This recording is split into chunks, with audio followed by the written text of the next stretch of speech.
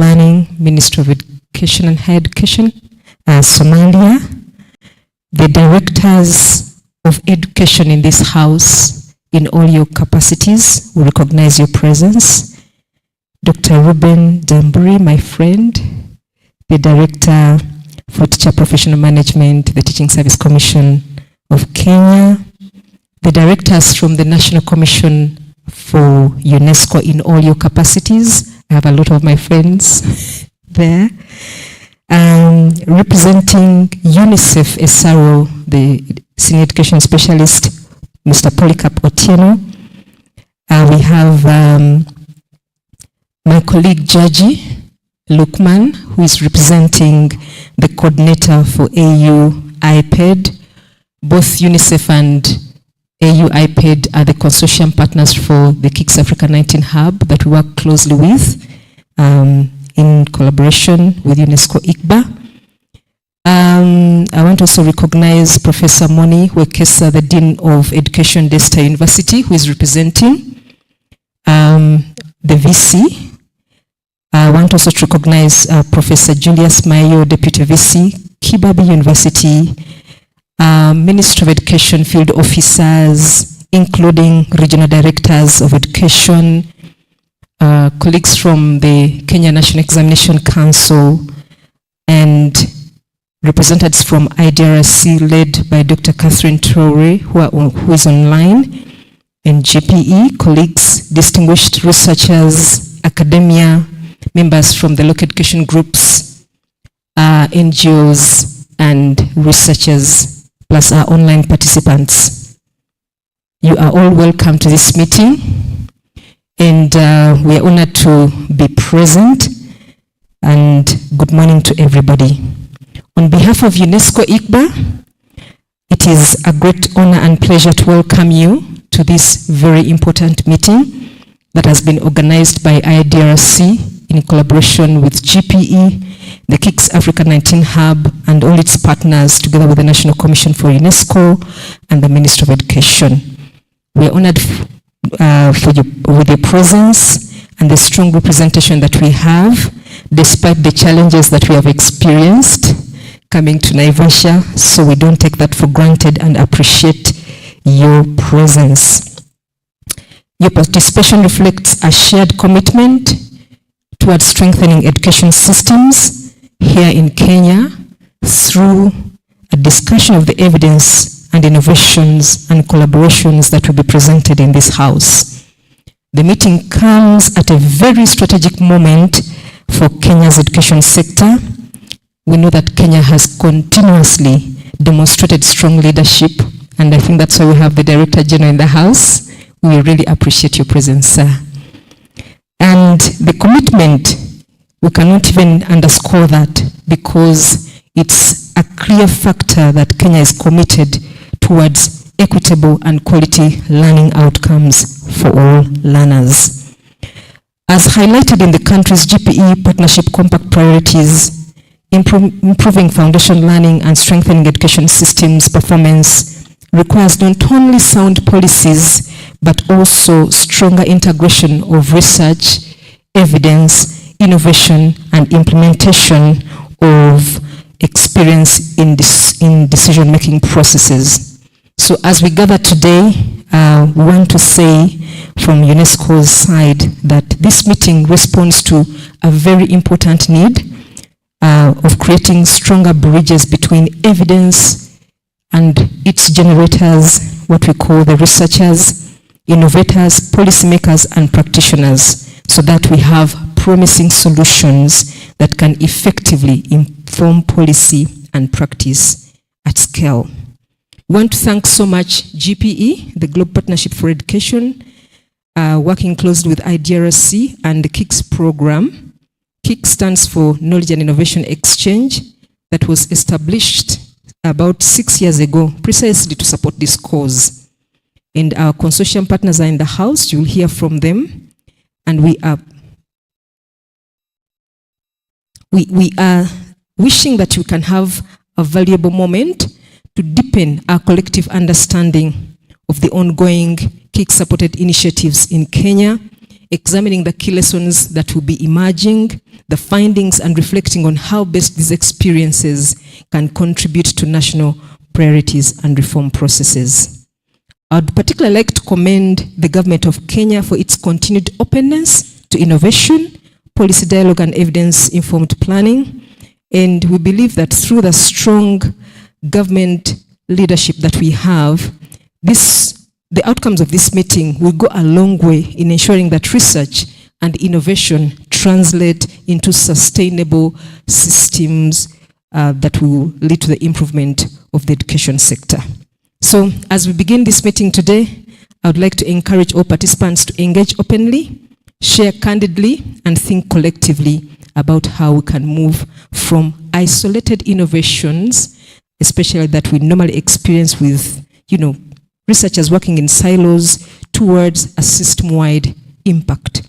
The diversity of expertise gathered in this room is one of the greatest strengths, and so by working together, we can strengthen the link between knowledge generation and policy actions. With those few remarks, I warmly welcome you to this meeting organized by the KICS Partnership, and I wish you fruitful deliberations. Thank you, colleagues.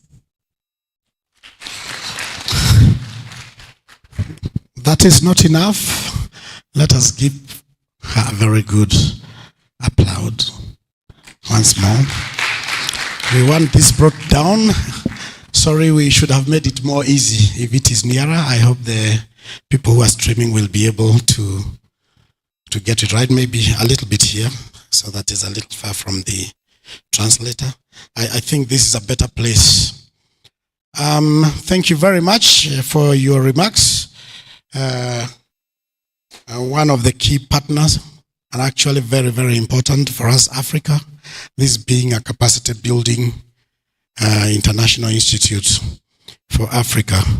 So thank you very much. We really appreciate your remarks and encouragement. And now the next speaker is also a very wonderful partner for the whole education sector in Kenya, and even NATCOM, which also is under that sector. So karibu sana. Polycarp, we want to hear from you.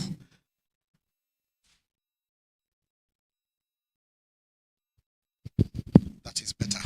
Thanks.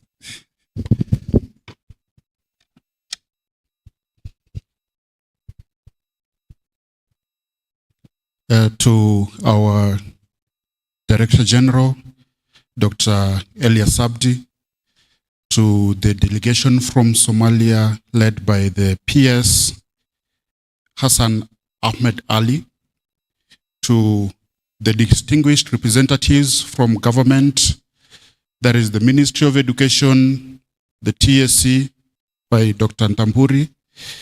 We also have Dr. Njogu from NATCOM and every other saga that is represented here.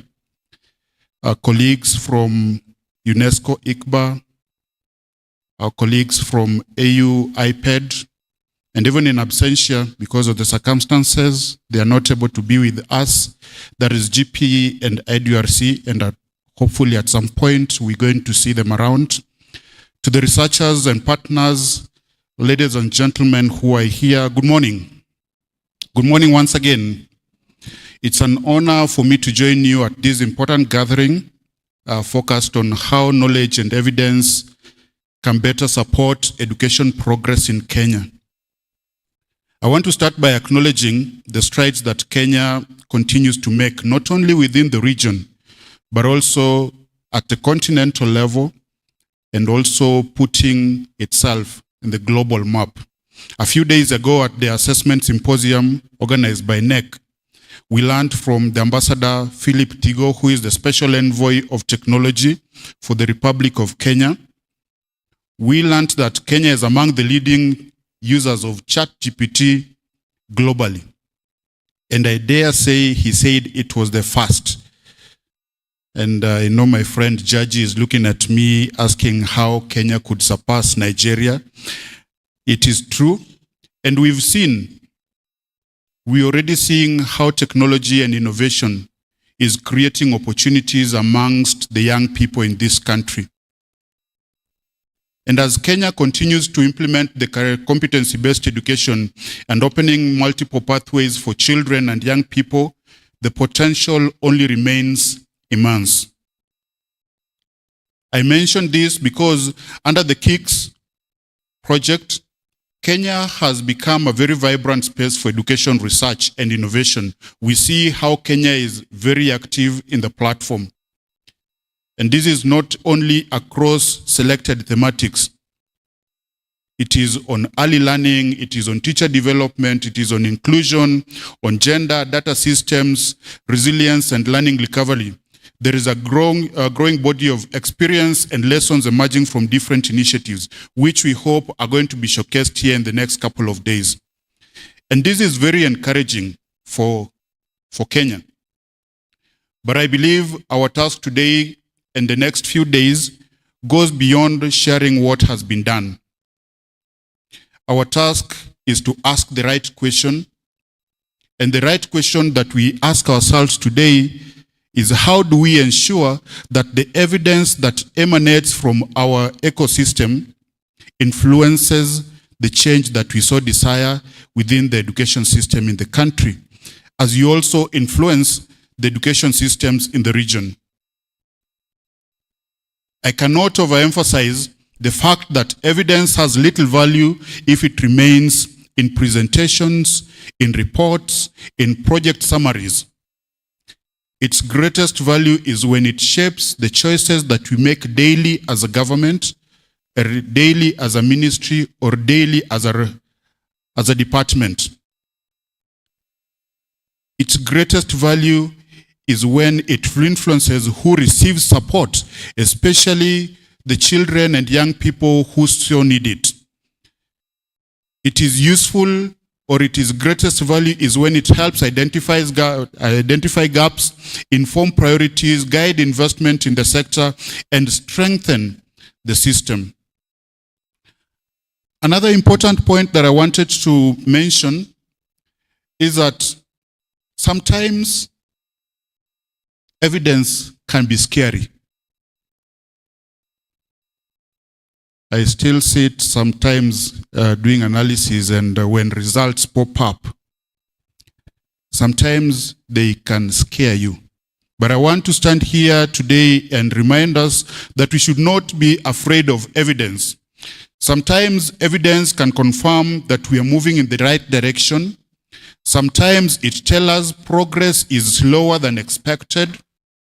And sometimes it highlights difficult realities.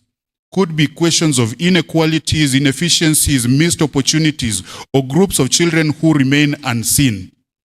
We should not be afraid of such. That is why we are given the responsibility to see the insights and see how do we move from such insights. And it is precisely why evidence matters. It helps us ask better questions. It helps us make better decisions, and it helps us to improve. For UNICEF, this conversation that we are having here comes at a very timely moment. Education systems are expected to do more while often working with little resources. You may have seen that in the government of Kenya, even the conversation that was happening yesterday. It's because we are not able to accommodate subsidies within the global situation that we have. Education systems are increasingly being asked to do the same amidst increase or expansion of population and the desire to do more. The fiscal space is not quite that infinite. And so countries are increasingly seeking to strengthen foundational learning, expand inclusion, improve resilience, support teachers, reach children who remain excluded, and improve learning outcomes, all at the same time. It is not a simple task. And in such settings, it is evidence that becomes more than information. It becomes a practical tool for prioritization. How can we crunch the data that we have? How can we gain insight from the evidence that you have to help us to reorient the decisions that we are making in the sector? As we meet here over the next few days, I hope we can challenge ourselves to move beyond discussing individual projects, because as researchers, we've come here with individual ideas, individual findings, or individual insights.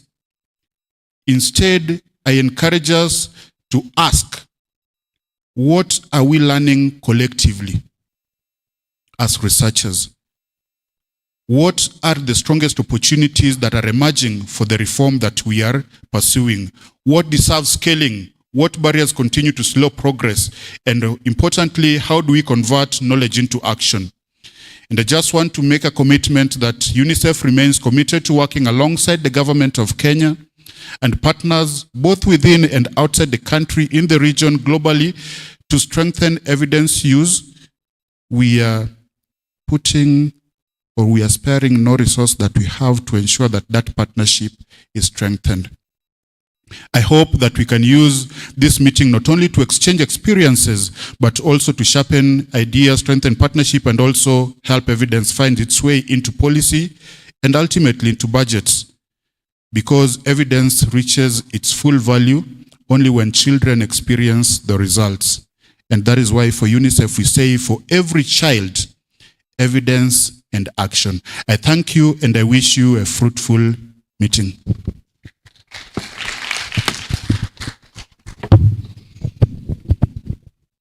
Thank you very much.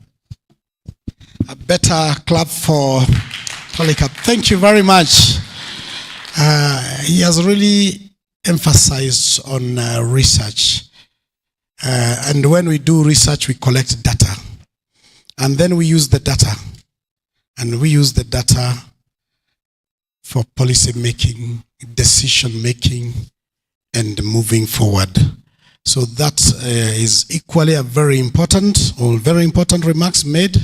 And I think it's a good opening as we progress with the workshop. I want to invite the Pan-African Institute for Education and Development for the African EU. We have Lukman Jaji with us, and we are privileged to have you. Of course, you represent the coordinator, and we look forward to hearing from you as a great partner in this business of education. Welcome. You can give him a clap. And wearing African. Karibu sana to Kenya.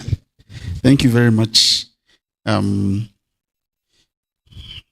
Before I start my speech, I'm not going to contest Polycarp's claim that Kenya uses ChatGPT more than Nigeria, for example. That's strange. Anyway, Dr. Elias Abdi, the Director General representing the PS, Ministry of Education Kenya, Mr. Hassan Muhammad Ali, the PS, Ministry of Education, Culture and Higher Education Somalia, Dr. Njogu James, the CEO, NATCOM, the Director of Planning, Ministry of Education Somalia, the Directors of Education in all their capacities present, Dr. Ruben Thamburi, Director, Teacher, Professional Management, the Directors from NATCOM, Mr. Polycarp Otieno from UNICEF, Ms. Virginia Mumo, UNESCO Regional Office, Professor Moni Wakesa, Dean of Education, Daystar University, representing Professor Laban Ayero, Vice Chancellor of Daystar University, Professor Julius Maio, Deputy VC, Kibabi University, Ministry of Education Field Officers present, officers from Kenya National Examination Council, representatives from IDRC, myself, representing Mr. Adumta, Ms. Karine Nzakimwena, Country Program Officer for GPE, Dr. Catherine Ture, Regional Director, IDRC, distinguished researchers and academia, members of the local education groups, online participants, ladies and gentlemen, good morning. It is a great honor and privilege to join you today at this important GPE KICS National Knowledge Sharing and Policy Meeting under the theme, Aligning Evidence for Systems Level Impact. This theme could not be more timely or relevant Across Africa, and indeed the world, education systems are under increasing pressure to deliver quality, equity, inclusion, efficiency, and resilience. To achieve this, our policies and investments must be guided not by assumptions, but by evidence that is credible, timely, and actionable. In this regard, Kenya continues to demonstrate strong leadership and commitment within the KICS initiative. Kenya has remained one of the most active countries in promoting peer learning, collaborative, and practical knowledge exchange on education system strengthening. What stands out most is not only Kenya's progress, but also its openness and willingness to share experiences, lessons, and innovations with sister African countries. One of the strongest examples of this commitment is Kenya's work in strengthening its national education management information systems through the NEMIS. As many of us know, a strong NEMIS is not only simply a database or reporting tool, it is the backbone of education planning, policy formulation, resource mobilization, accountability, and monitoring. Without reliable and integrated education data systems, it becomes difficult for governments to plan effectively, target interventions, and measure impact. Kenya's participation in the EMIS self-assessment process using the African Union EMIS norms and standards framework demonstrates the country's seriousness in pursuing continuous improvement and accountability. I am pleased to note that Kenya achieved a very high peer review total score of 313 points, representing 77% out of a total of 404 points. This performance stands above the average score of 306 points, or 75% recorded across the other 18 participating GPE Africa 19 countries. This above average performance reflects strong statistical practices and demonstrates the deliberate effort of the government of Kenya and its partners in building an effective, responsive, and reliable EMIS ecosystem. It is also important to recognize that such achievements do not happen by chance. They are the result of a long-term investment in system strengthening, institutional coordination, technical capacity, and policy commitment. At the same time, Kenya's approach reflects an understanding that EMIS strengthening is a continuous journey rather than a final destination. The assessment itself is dynamic, allowing for adjustment and improvement in real time. More importantly, Kenya has shown openness to the next phase of the process, which is the independent peer review aimed at verifying, validating, and strengthening both the assessment findings and the recommended action plans. Kenya has also continued to play an active role beyond its national borders. During the EMIS systems peer review exercise held in Zimbabwe, Kenya emerged as one of the leading contributors to knowledge and experience sharing. The country showcased how data is collected through systems-level integration and how data is translated into practical decision-making for education management. The experiences shared by Kenya were particularly valuable in demonstrating how education data can directly support the equitable distribution of teachers, the efficient supply of textbooks and learning materials to schools, and the management of capitation and financing processes. These are not theoretical discussions, they are practical examples of how evidence can drive system-level impacts when supported by functional and integrated information systems. Indeed, the Kenya National Education Management Information Systems, commonly known as NEMIS, remains one of the good practices that many African countries continue to look up to and learn from. It represents the kind of innovation that aligns data collection, planning, financing, and service delivery into one coordinated system. It also demonstrates how digital transformation can improve transparency, efficiency, and accountability in education governance. Ladies and gentlemen, as we deliberate during this meeting, let us remember that evidence alone is not enough. Evidence must be gained with practical, aligned with political will, institutional capacity, financing, and partnerships to create sustainable impact. Knowledge sharing is powerful because it allows countries to learn from one another's successes and challenges without starting from zero. The spirit of peer learning that Kenya has demonstrated is exactly what we need more of across the continent. Let us therefore use this platform to strengthen collaboration, deepen trust in evidence, and promote policies that are informed by data and grounded in local realities. By doing so, we can build stronger education systems that are responsive to the needs of our learners and capable of delivering the aspirations of Africa's education agenda. I wish you all fruitful and successful meeting. Thank you.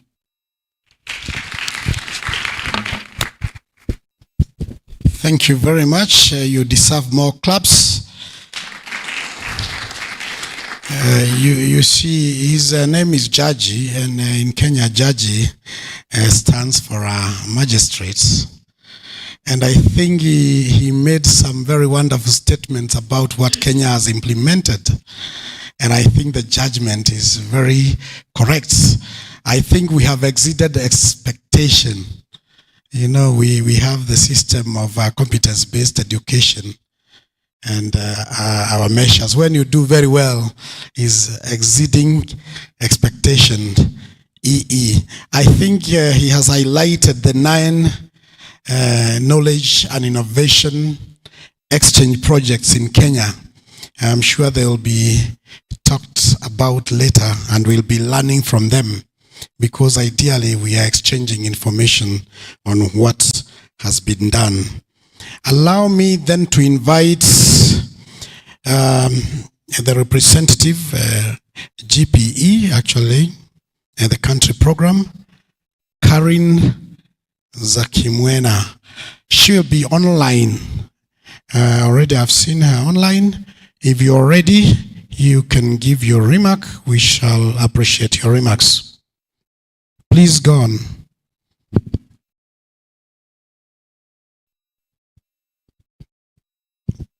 You can screen it so that we see her make her remarks.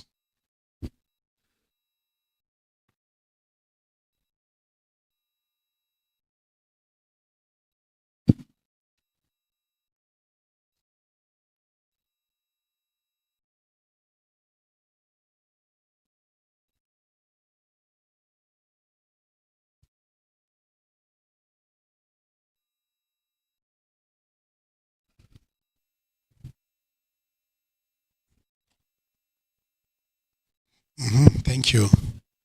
We need to be online.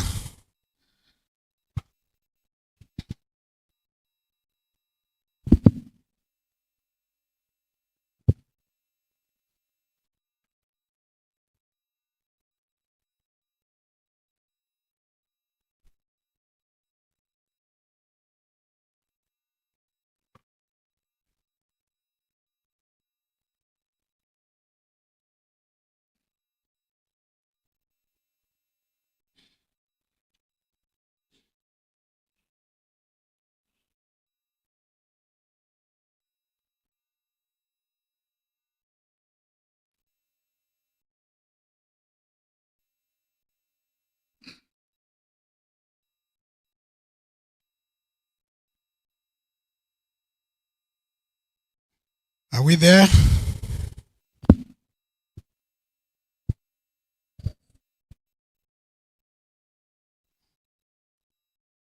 As we wait to be linked, we have participants here from the Ministry of Education, including relevant directorates. We have Kenya Local Education Group members. We have, of course, the Kenya National Commission for UNESCO. We have TSC well represented, and will participate as a panel. We have the Kenya GPE and KICS focal points. We have the representative of IDRC, that is International Development Research Center, GPE. We have KICS Africa, 19 Hub Consortium partners. They have already spoken. We have a number of active projects that will be mentioned later. And we have many other participants that we are highly appreciating, that despite the challenges we had yesterday and today morning, we are able to reach here. And the context of what we are doing is actually knowledge exchange and innovation. And we'll be discussing this in context of policy that then needs to be developed in line with our experiences out of the various activities that we have done. Our chief guest And those are the participants that I have highlighted. I think we can go online if ready. I was just buying time. So, Madam Karine, you can proceed.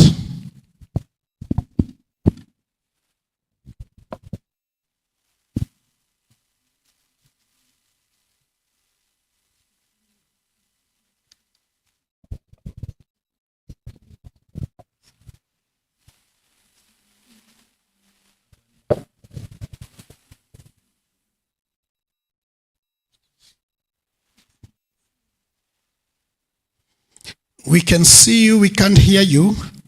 Maybe your mic.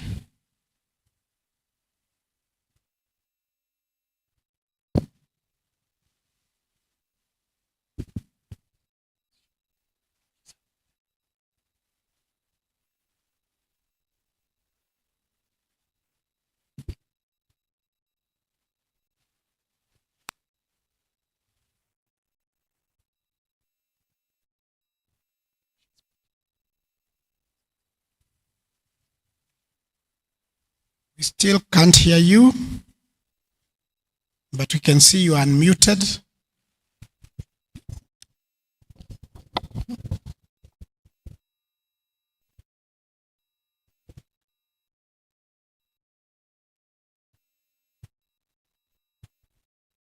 Let's see if any other person, we have 18 participants online, if they can hear us. Patrick, you can hear us, just to confirm whether we can hear online participant.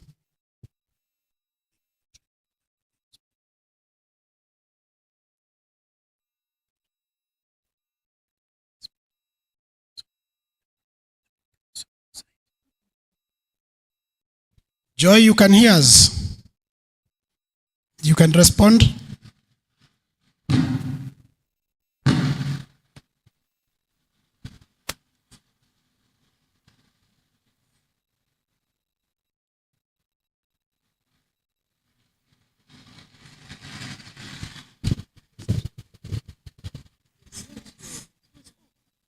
I think they're still sorting out. We can hear you now. You can start.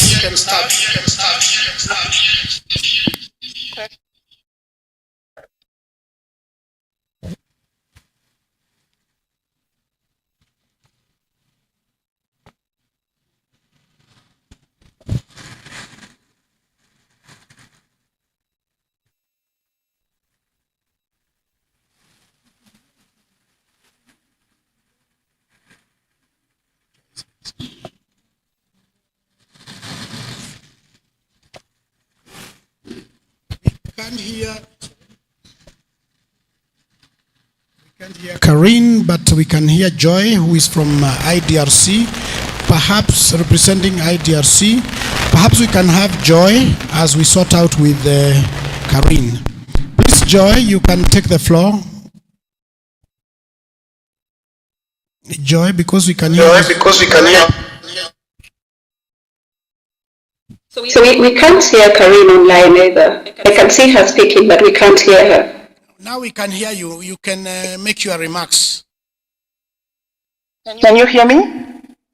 Now online, yes, we can hear you. Online, yes. We couldn't hear you earlier. Okay, can you hear me in the room? Hello? No. Can you hear me?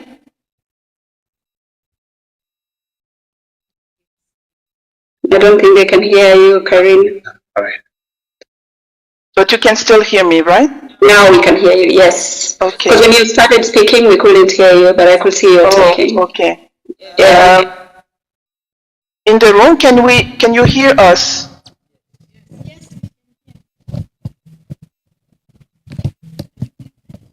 Hello?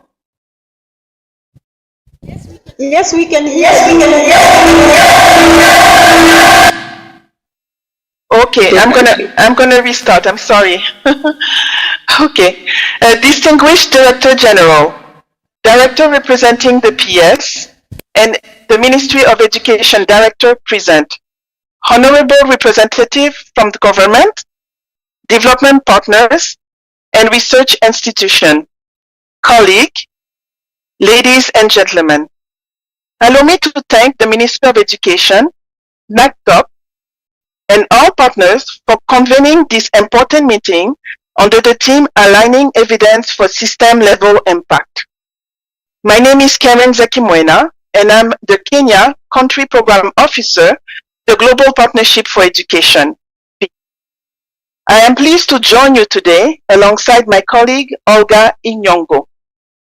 I would like to extend warm greetings from my colleagues Esohe Ekbike, the Kenya Country Engagement Lead, with whom I work closely and who is on mission elsewhere.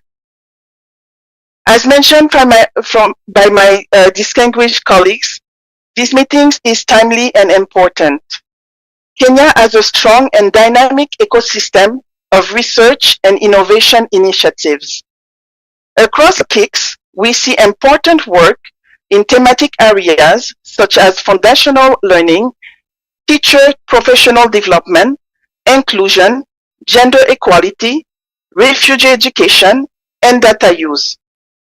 KICS also supports strengthening the capacity of ministry and policy stakeholders to use evidence so that policy is relevant and implementation is effective. However, the critical shift now is no longer simply the generation of additional evidence.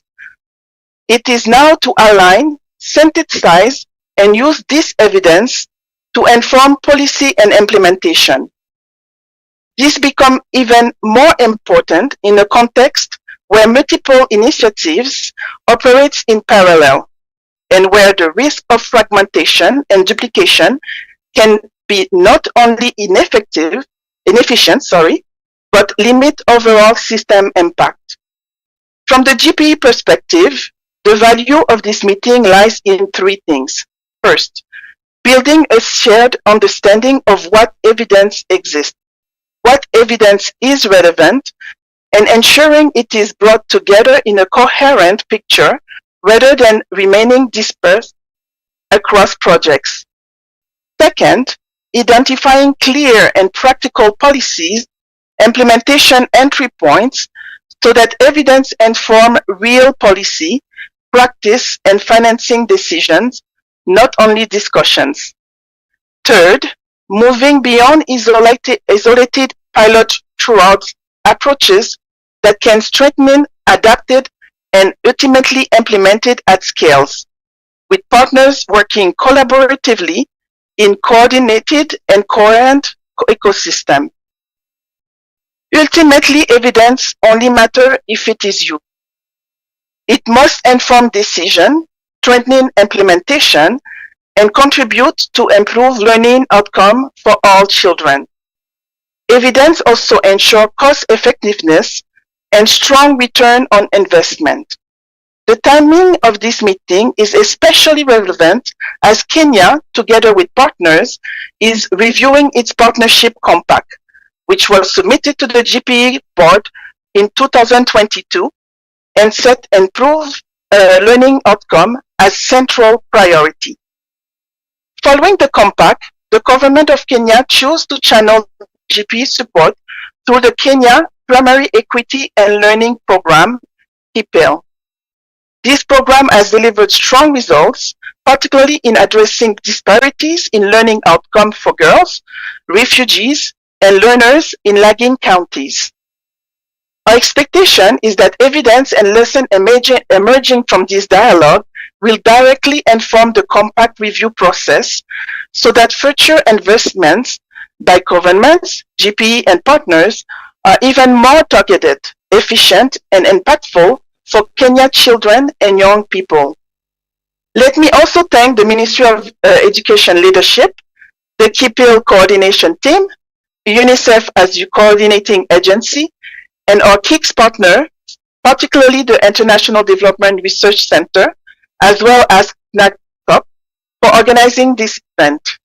We look forward to hearing from the ministry colleagues, GPE, and KICS grantees and partners, and to engaging in a dialogue that translates insight into clear priorities, concrete actions, and a shared roadmap to strengthen Kenya's education system. Thank you.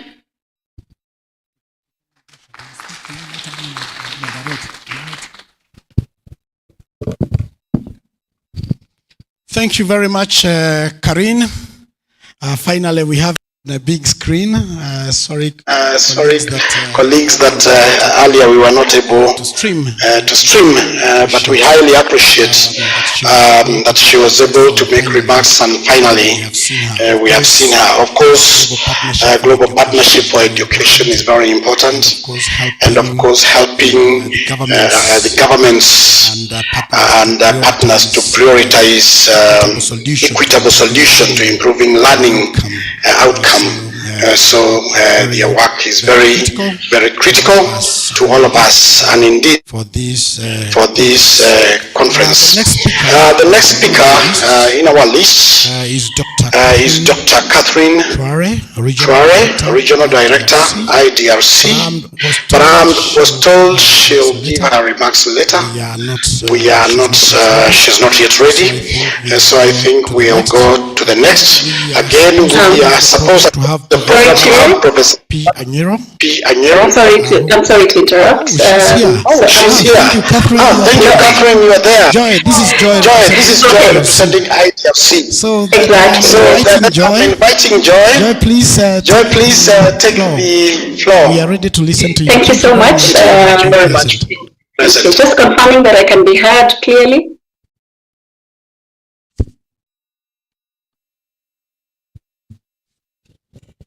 I hope you can hear me clearly in the room and online as well.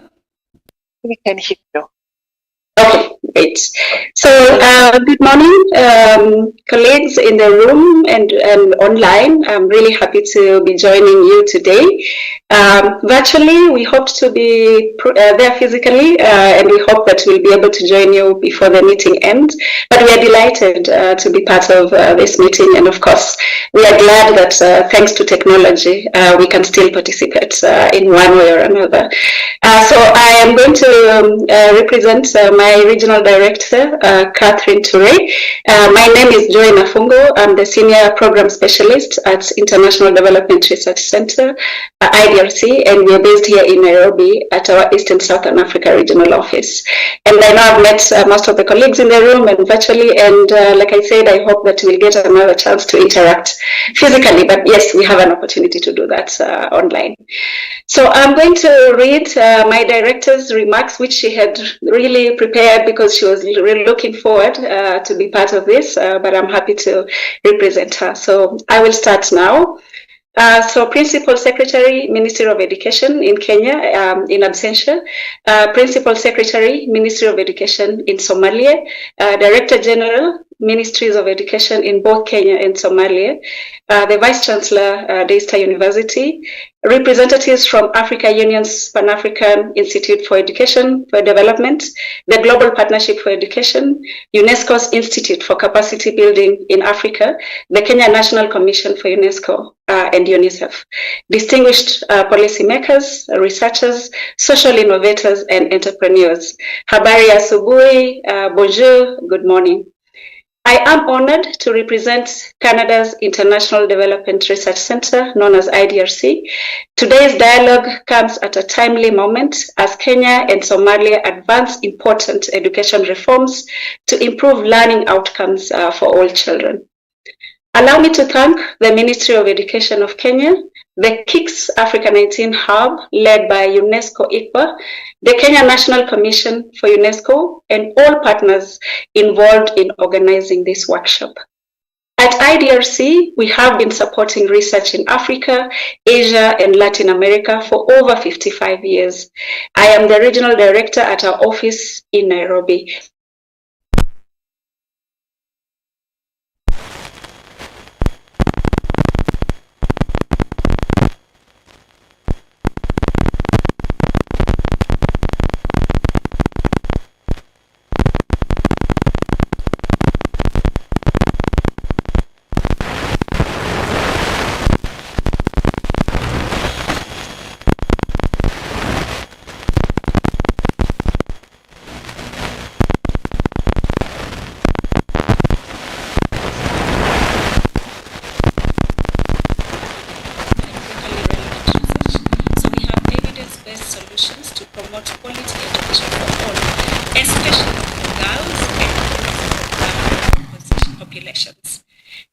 also the spirit behind GBE KICS. The Knowledge and Innovation Exchange, or KICS, is active in 80 countries around the world.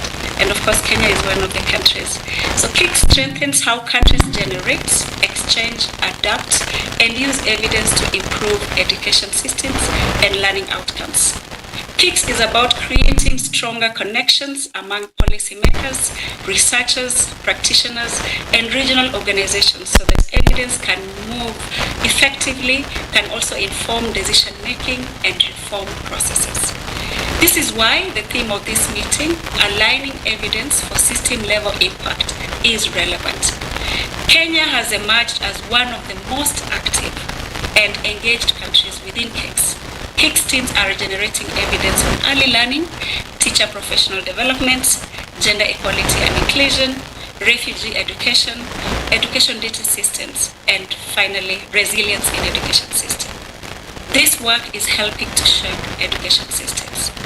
For example, a KICS project on life skills helped generate evidence on integrating 21st century skills into curriculum and assessment in systems in East Africa. The evidence informed the work of the Kenya Institute of Curriculum Development and is being implemented across schools. This is an example of moving system integration. I encourage participants to refer to the Kenya KICS country profile included in your workshop materials, which highlights additional examples of how KICS is contributing to policy dialogue, capacity strengthening, inclusion, foundational learning, accelerated education, and knowledge exchange in Kenya. So this meeting is not only about sharing findings, it's about asking important questions.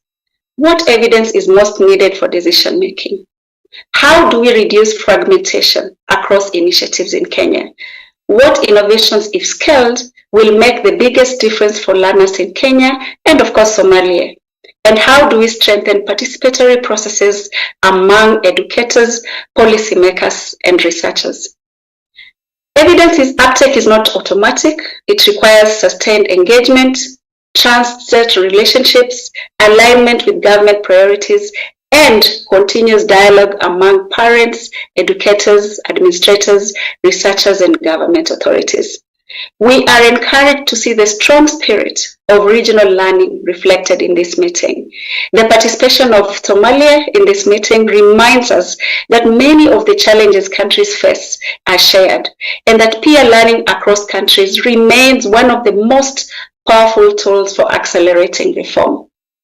As I finish, I hope this meeting will help us move towards more connected systems of learning, collaboration, and evidence use. The quality of education systems depend on a culture of research and policy engagement.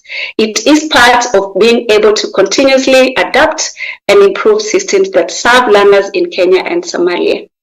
As IDRC, we remain committed to supporting locally grounded research, regional collaboration in learning, and stronger pathways between evidence and action.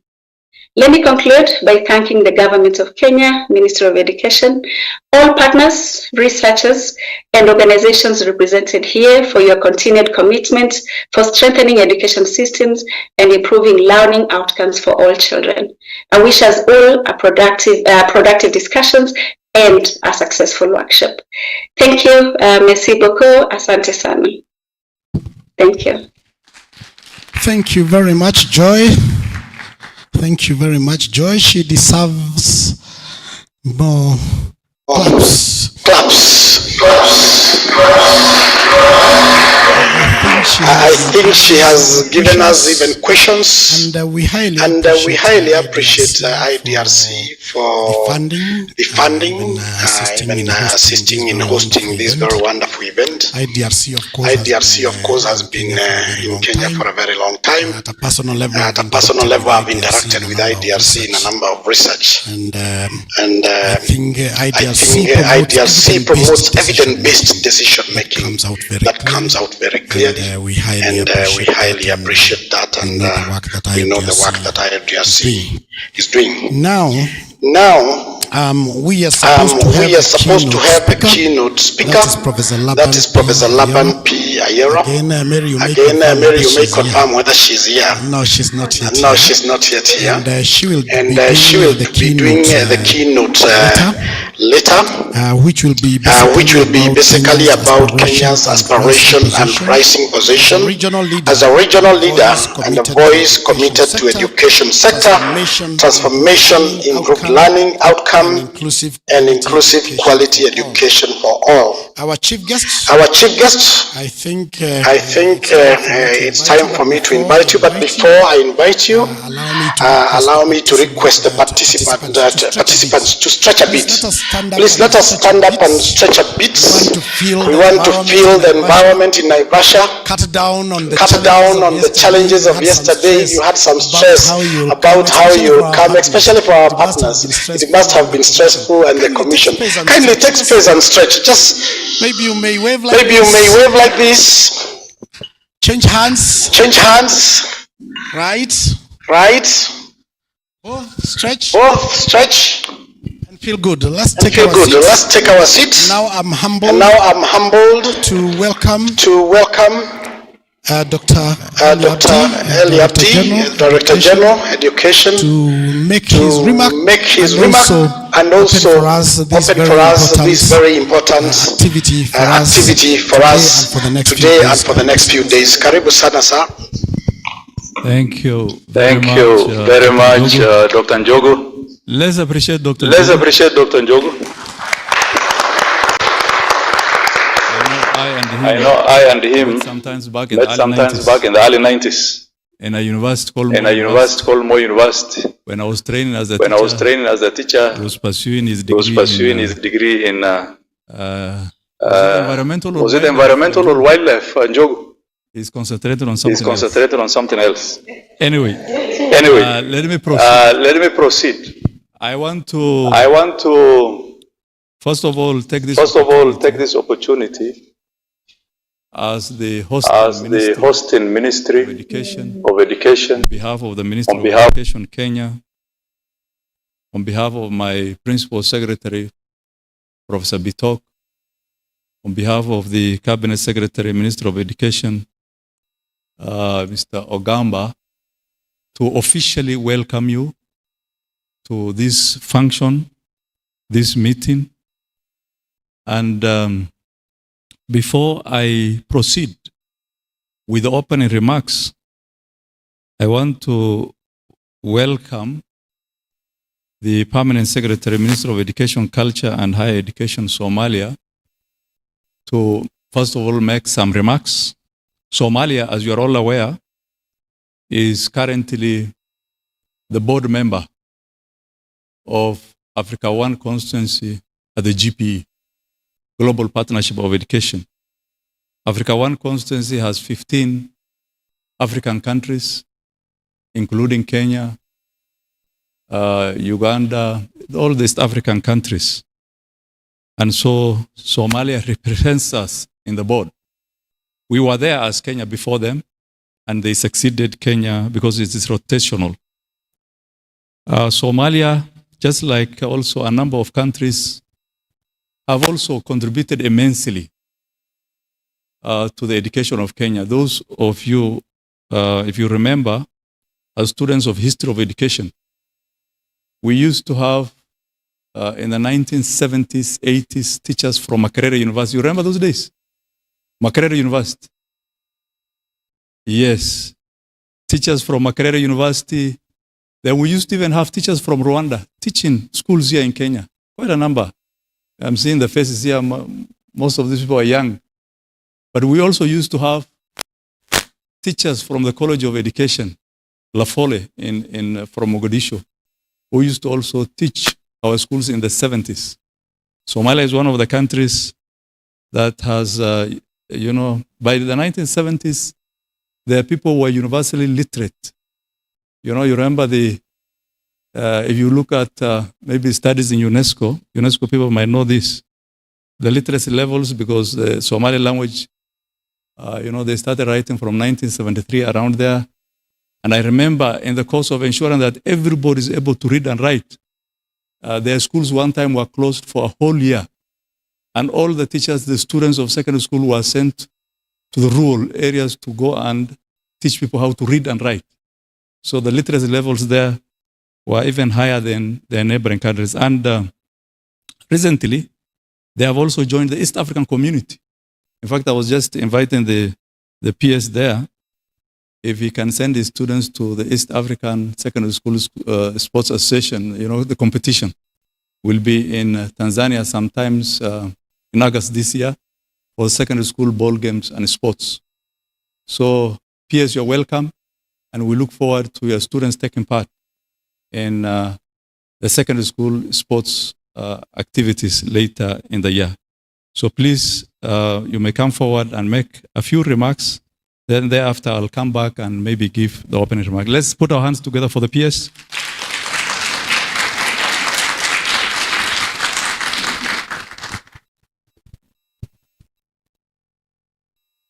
Welcome.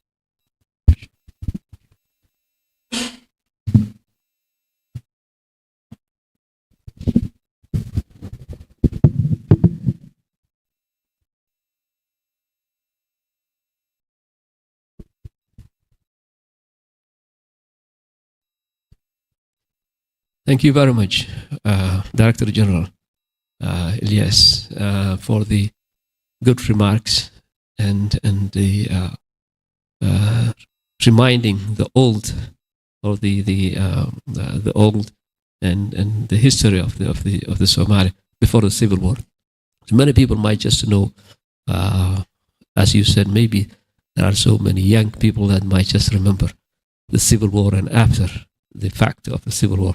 But I think we really appreciate that the 1970s and the literacy and also the contribution of the Somalia to the different East African community and also Africa in large for the liberation movements of Africa. Thank you very much.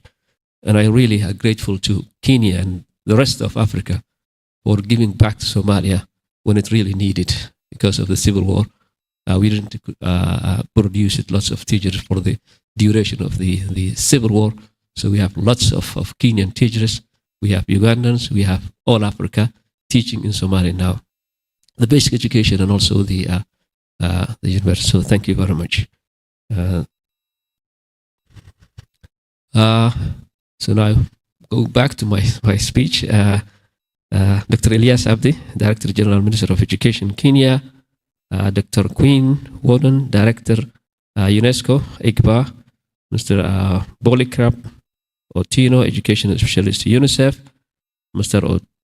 Odumtar Nobotur, Coordinator, AU, IPED, Mrs. Karen Nazakuma, Country Program Officer, GBE, Dr. Catherine Tour, Regional Director, IDRC, and Professor Laban B. Airo, Vice Chancellor, Daystar University, Kenya, all directors and representatives from the Minister of Education, Kenya, NATCOM Kenya, and other partners. Good morning, all. It's a great honor to speak on behalf of Somalia and share reflections on data generation and use of evidence to inform policy decisions at this important national knowledge sharing and policy meeting here in Naivasha, Kenya. I bring warm greetings from the Honorable His Excellency Minister of Education, Culture and Higher Education, Senior Minister officials, teachers, students, parents, and civil society organizations who believe that education is the key to success, peace, resilience, and national transformation. The theme of this meeting, aligning evidence for system-level impact, is highly relevant to Somali context. For us, evidence is not simply a technical matter. It's a matter of equity, accountability, and national recovery. In a country whose public institutions are rebuilding despite climatic shocks, displacement, and rapid population growth, the decisions we make in education are guided by reliable information, local realities, and the voices of the communities we serve. Today, I would like to reflect on three issues. First, how Somalia is generating evidence in the education sector. Second, how that evidence is being used to inform policy and planning.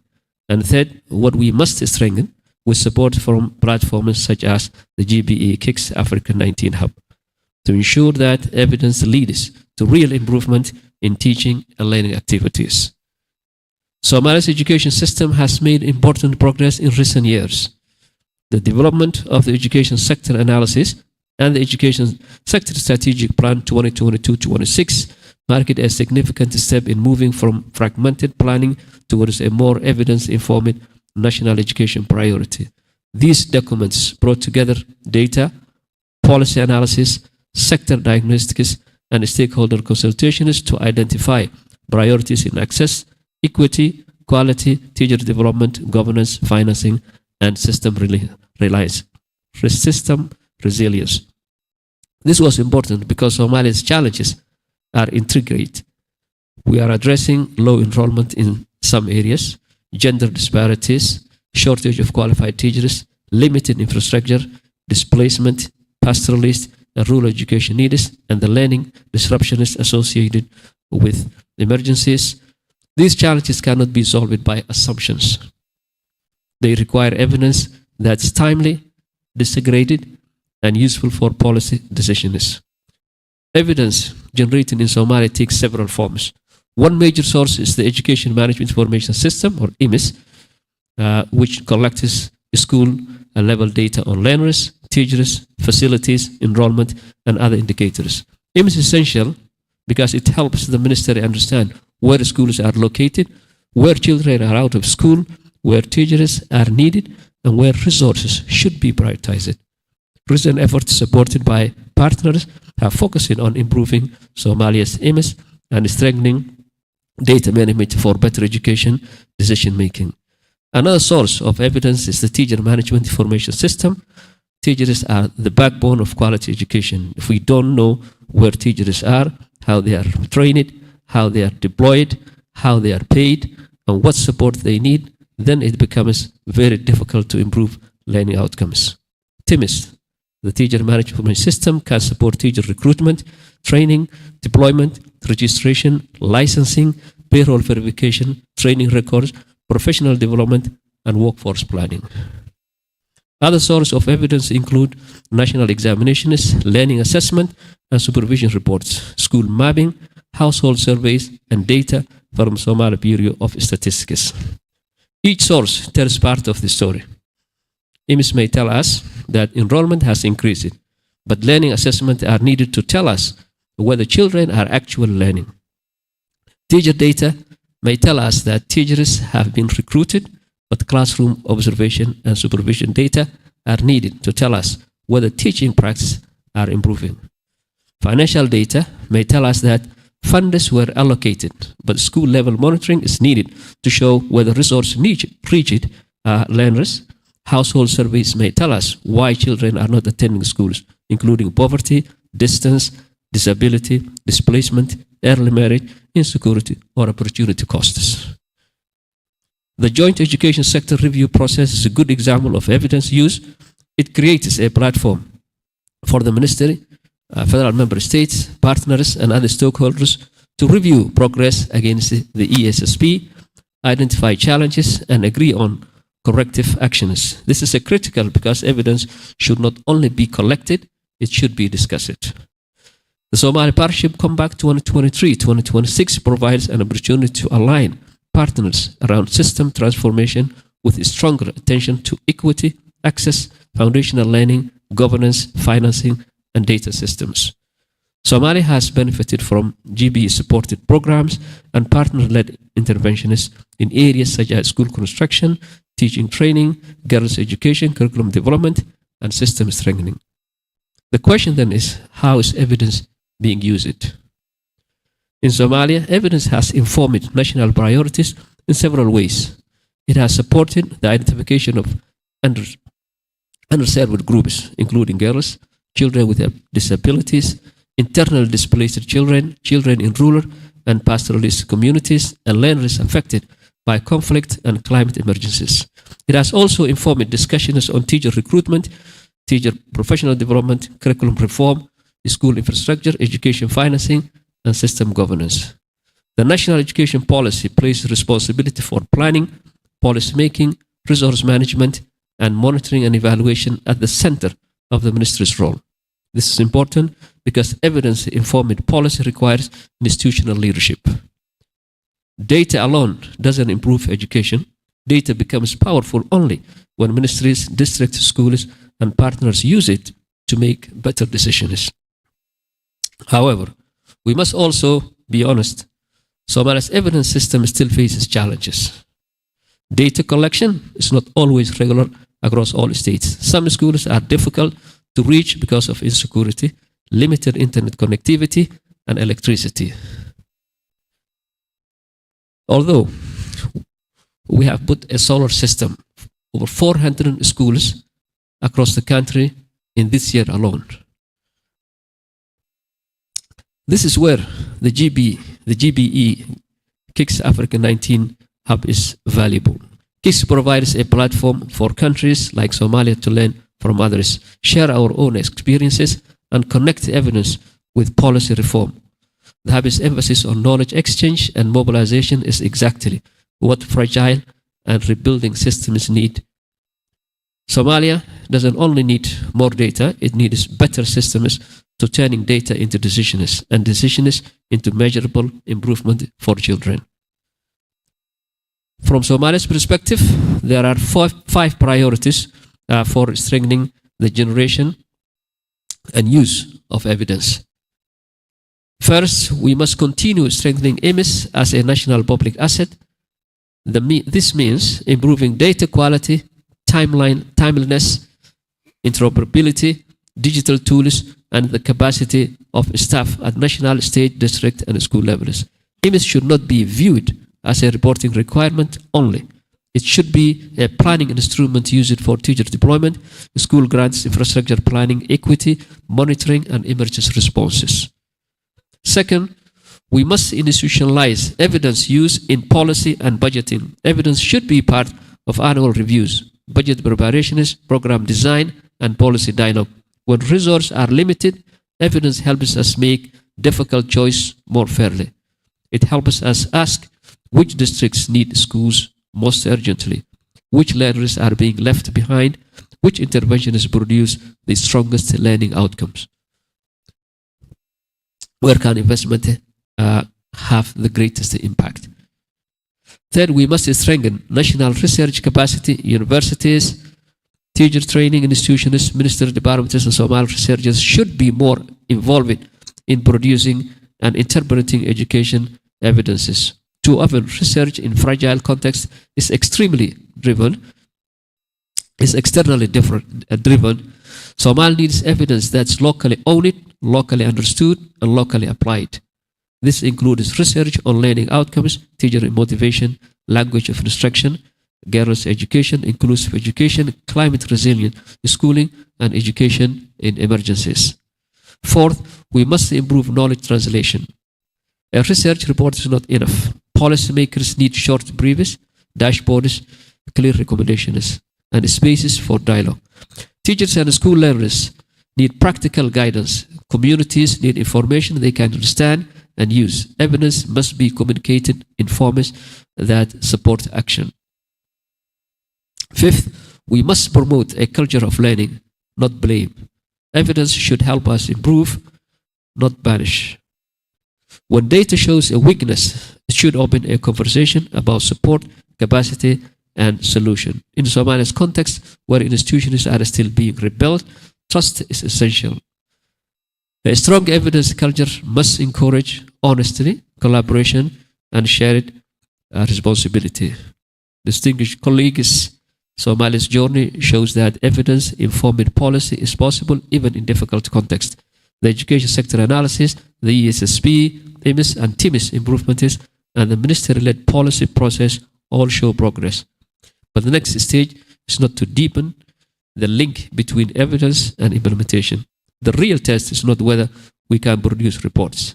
The real test is whether evidence helps a child enter school, stay in school, learn well, and complete education with dignity and opportunity. As we reflected together in this meeting, Somalia comes not only to learn, but also to contribute. Our context has taught us that resilience is built through partnership. It has taught us that education system must be flexible, inclusive, and responsive. It has taught us that evidence must capture both numbers and human realities. And it has taught us that policy is strongest when it's informed by data, shaped by dialogue, and owned by the people it serves. Let me conclude with 3 messages. First, evidence must be generated close to the learner. The classroom, the school, and the community are starting points of meaningful education data. Second, evidence must be used at the center of decision making. It should guide policy, planning, financing, monitoring, and reform. Third, evidence must serve equity. In Somalia, the purpose of evidence is not only to measure the system, but to reveal who is excluded and what must be done to include them. On behalf of Somalia, I reaffirm our commitment to working with the GPE, KICS Africa 19, neighboring countries, development partners, researchers, and civil society to build a stronger culture of evidence-informed education policy. Together, we can ensure that knowledge is not kept in reports, but translated into better schools, better teaching, better learning, and better futures for all children. Thank you very much for all.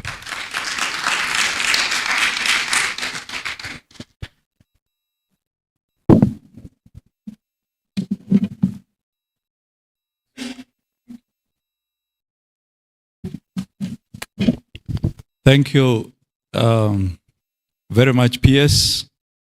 Let's again appreciate the PS. Here in Kenya, we say Asante Sana.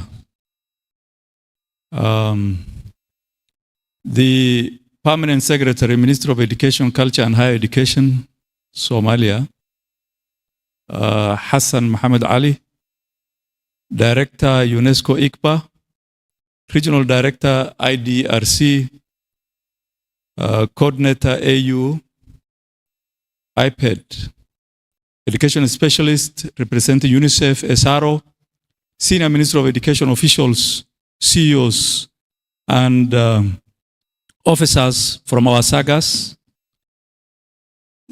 Dr. Ndamburi from the Teacher Service Commission representing the CEO, TSC, UN agencies, representatives of research institutions, members of civil society, distinguished guests, ladies and gentlemen, good morning.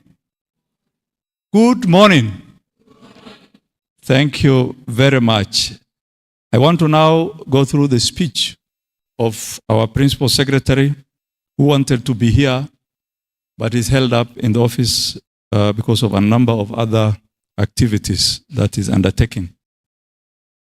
Well, it gives me great pleasure to join you today for the official open of this important GPE KICS, the Knowledge and Innovation Exchange National Knowledge Sharing and Policy Meeting under the timely and relevant theme, Aligning Evidence for System-Level Impact.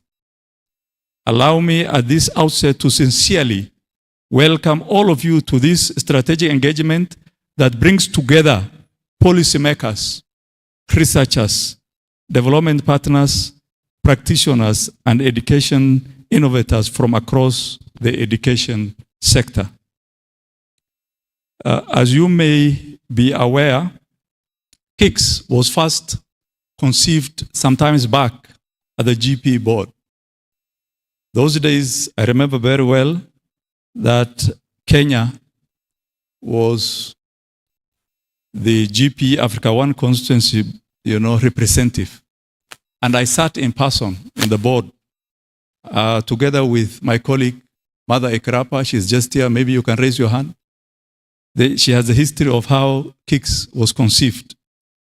I remember even Hassan, the PS, coincidentally at that time, was the GP focal officer for Somalia. So we used to meet quite often in the GP board meetings.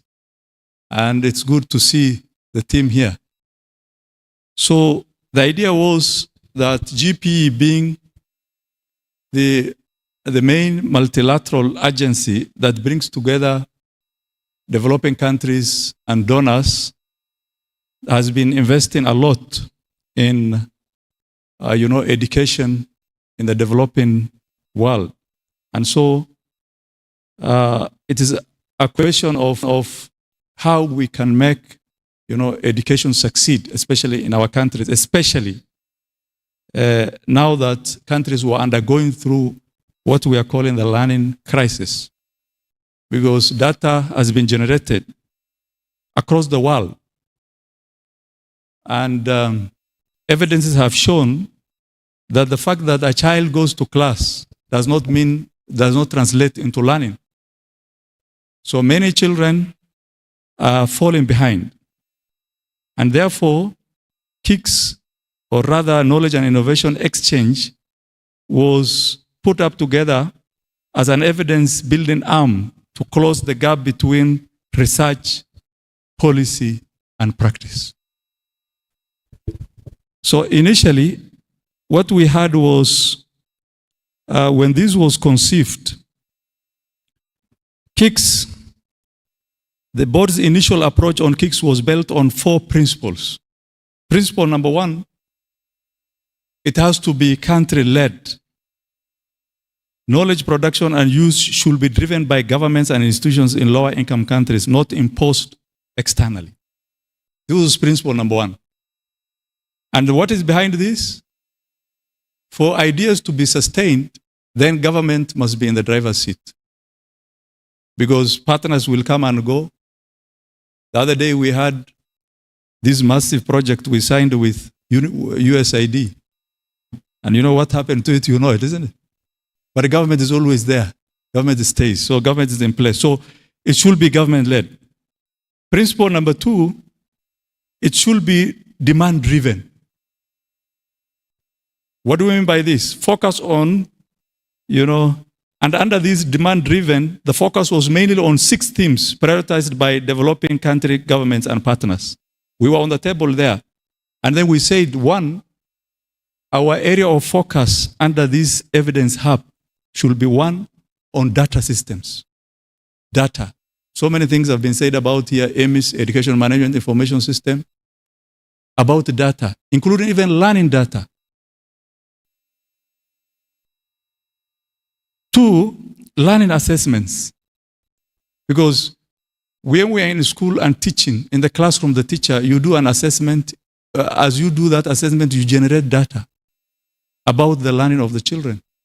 And so there has to be a focus on learning assessments. Here in Kenya, we have our Kenya National Examination Council, and the ministry has invested heavily in the council in building their capacity, especially the e-capacity, electronic capacity, in terms of making them ready for this. The third focus we requested was that it should focus on teaching and learning. The evidence that we generate under KICS should focus on that. And the 4th, on gender equality, then there was the issue of equity and inclusion and early childhood education. So the other main principle was partnership-oriented, bringing together governments, civil society, research institutions, academia to co-create and exchange knowledge. So this is also the 3rd principle. And the 4th was adaptive and responsiveness in terms of recognizing that evidence use is at times political and shaped by power dynamics. So KICS aims to decolonize and localize knowledge mobilization. And so sometimes, you can generate evidence, but if you do not have the political goodwill, then it might not see the light of the day. So this was the original, idea, which we also are happy that as we congregate here, as we meet here, we have lived up to that in terms of generating ideas. And so Kenya remains firmly committed to ensuring inclusive, equitable, and quality education for all in line with the Constitution of Kenya. We have a very robust constitution in this country that was put in place from the year 2010. which has made basic education free and compulsory. And we also have our development blueprint, what we are calling the Vision 2030. And the current government, the ruling government's, bottom-up economic transformation agenda, because it's also part of the government of the day. The Sustainable Development Goal, which we have committed to as a country, and the African Union Continental Education Strategy for Africa. Our Constitution, Article 2 says, any treaty or, convention that we have ratified becomes part of the laws of Kenya. And we live up to that. And therefore, the SDGs, the African Charter, all those form part of our policy documents. As a country, we recognize that the future of education systems will not be determined only by the quantity of investments we make, but by how effectively we use evidence, innovation, and partnerships to improve learning outcomes and strengthen resilience within our education system. Here in Kenya, there was a time we were obsessed with numbers. How many children have gone to school? How many teachers have we deployed? You see, numbers are okay. But at the end of it, our focus at the moment is on learning. Yes, they have gone to school. Yes, on our payroll, we have 458,000 teachers. But are those teachers teaching? Are the children learning? These are the things that we look at. We keep on, time and again, in 2012, the World Bank released a service delivery, report. And it was found that out of 100 teachers in Kenya, only 55 are actively teaching. Some do not even go to class. They are outside there running other errands. A few are in class but no teaching. Some are in the school compound. And this is evidence. So this evidence we have, what do we do with it? And the Teacher Service Commission now has taken up that, and that evidence is what we're looking at. So, for us, to translate evidence or knowledge to action, this requires collaboration between researchers, policymakers, and practitioners. And therefore, research, policy making, and practice, we need to have a lot of, collaboration. Today's meeting, therefore, is highly significant because it comes at a time when Kenya is implementing far-reaching reforms in the education sector. The beneficiaries of our first cohort of the education reform were undertaken is currently in grade 10. By 2029, they're expected to transit to higher education, tertiary level, middle level colleges to the universities, what we are calling the competence-based education. And so our high schools, including the ones here in Naivasha now, have from January the 12th received the grade 10 students. So we are also undertaking a huge reform in teacher professional development. Because once you reform your curriculum, you have to reform your, supporting the teachers, because it's all about what takes place in the classroom. We have, of course, relooking at our teaching and learning materials, supporting our quality assurance officers, reforming the assessment itself, and of course, we are strengthening inclusion and equity. We are expanding our foundational learning and early childhood education, platform.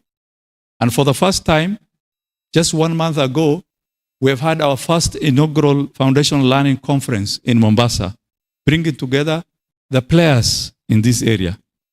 Enhancement of education data systems and digital transformation. This is, something that is really keeping us busy here. When His Excellency, the President, came to power in 2022, one of the first decisions he took was to put together a group of eminent Kenyans to relook at the entire education system, what he called the Presidential Working Party on Education Reform. And they released a report. And one of the main recommendations was to strengthen and enhance the education management information system, which currently we are working on. Improvement of learning assessment systems is another thing. Our teacher training colleges at the moment, courtesy of our Kenya National Examination Council, are doing the exams paperless. No printed papers are sent to the teachers training colleges. Courtesy of the Kenya National Examination Council with support, of course, from the Ministry of Education.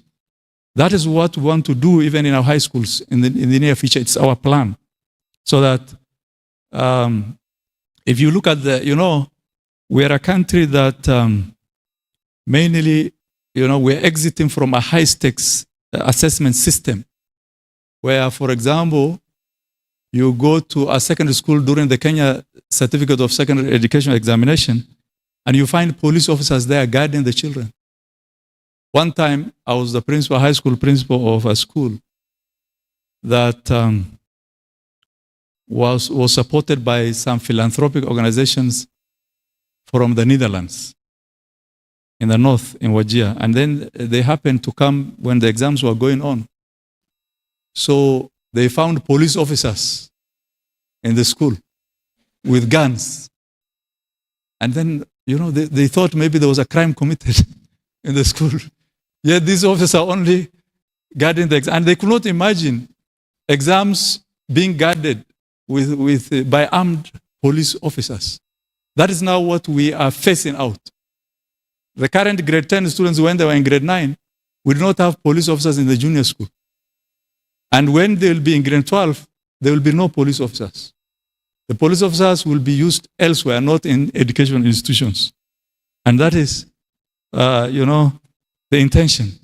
And therefore, ladies and gentlemen, these reforms require continuous learning, adaptive policymaking, and strong evidence ecosystems.